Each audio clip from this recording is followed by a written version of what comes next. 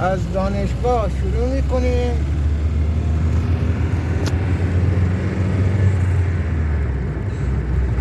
میریم به امید خدا برای اتوبانگردی. جاده شنشویی به طرف کارخانه آسفالت و دانشگاه نیشابور، جاده‌ای که تقریبا به تازگی درست شده، دوبانده شده. قبلا بود ولی مثل الان نبود، یک لاین بیشتر نبود. این طرف بود که جرئت نمی کردی بیای داخل این جاده. یعنی اگه یک وقت یک مسافری یا یک کاری داشتی میخواستی بیای، باور کن کمک‌های ماشین داغون میشد. اینجا هم جاییه که ماشین‌های که علوفه برای دام و طیور میارن اینجا وای میستن، تقریبا پشت این میدون. ببینید اون ماشین بنده خدا داره الان میره، اونجا اگه ببینید وای دیده میشه، اونجا وای میستن. اینجا هم که یه دونه کاله که متاسفانه آبی نمیاد دیگه ازش. از اینجا هم که رسیدیم به اول پل اندیشه. ما بایستی بریم بالای پل.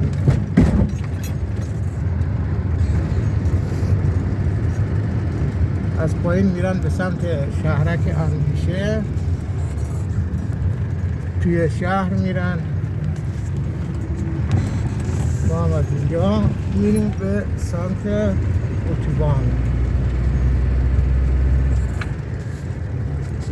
خیلی هم جای خطرناکی.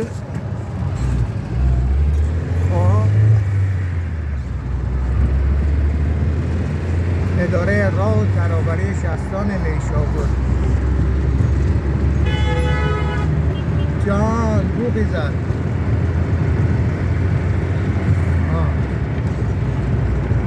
اینجا هم کارخونه شیره که ماشینا شیر میارن.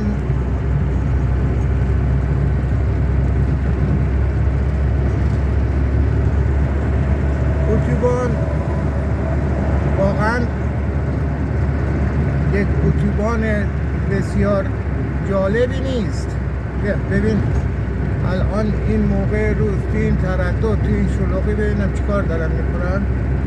کارگران مشغول کارن. خدایا چه خبره. آسفالت میکنن ظاهرا. بعد اتفاقا چند وقت پیش یک کلیپ گرفتم از همین اتوبان که خیلی داغون بود آسفالتش. هنوز پخش نکردم. ظاهرا خدا به گوش اینا رسونده که مردم ناراضی هستن و خلاصه اتوبانش ببینید واقعا اتوبان بی خودیه. ماشین داغون میشه. یعنی یک راه بین المللی. آره دیگه بین المللی. مشهد تهران تنها راه که از مشهد به سمت نیشابور و سبزوار و شاهرود میره اینه. حالا ببینید خداوکیلی این اتوبانه. اینم نیروگاه سیکل ترکیبی که از اینجا میره پادگان قدس. خب از اتوبان بگم بریم. خداوکیلی این اتوبانه.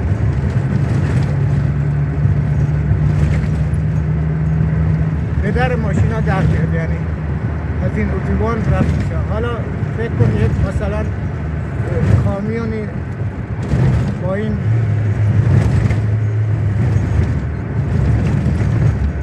بار بیاد مثلا توی یک چاله چیزی بیفته، داغون میشه. جلوبندی تمام ماشین ها خراب میشه. ببینید واقعا مزخرفه.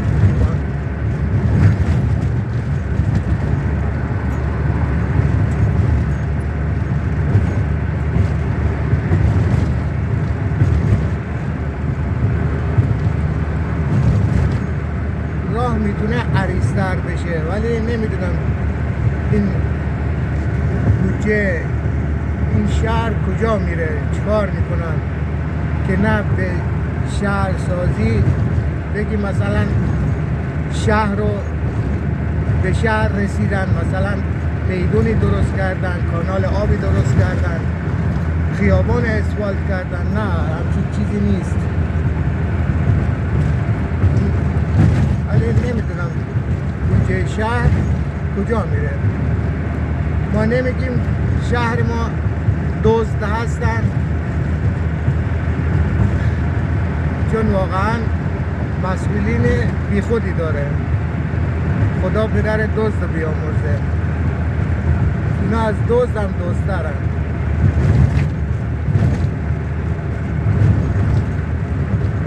خب ما میخوایم بریم به طرف مجتمع فولاد. البته همین اوایل میریم به مجتمع فولاد هم نمیرسیم. ببینید سبزوار، تهران، فیروزه، قوچان. ما میخوایم بریم جاده قدیم سبزوار نیشابور. از اینجا یه مقداری بهتره راه.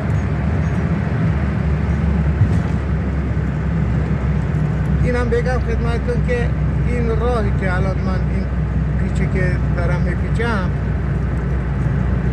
اینجا هم جادهش باریکه. خب یک سریا مثلا دور میخوان بزنن برن به طرف تهران یا مثلا برن به سبزوار، اینا مجبورن بیان از این بر دور بزنن برن توی اتوبان، مثلا اینا که از داخل شهر میان، چون راه دیگه نداره. جادهش واقعا باریکه خب، ولی خب بد نیست، جادهش خوبه.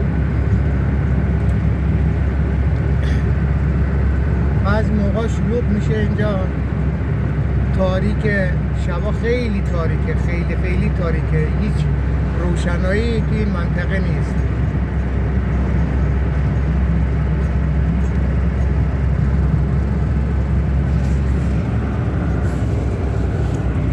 یک لحظه ترسیدم، فکر کردم مأموره.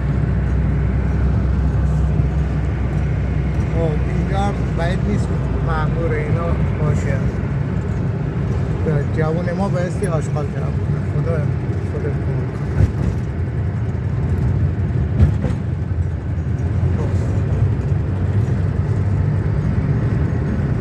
خب انشالله تا ویدیو بعدی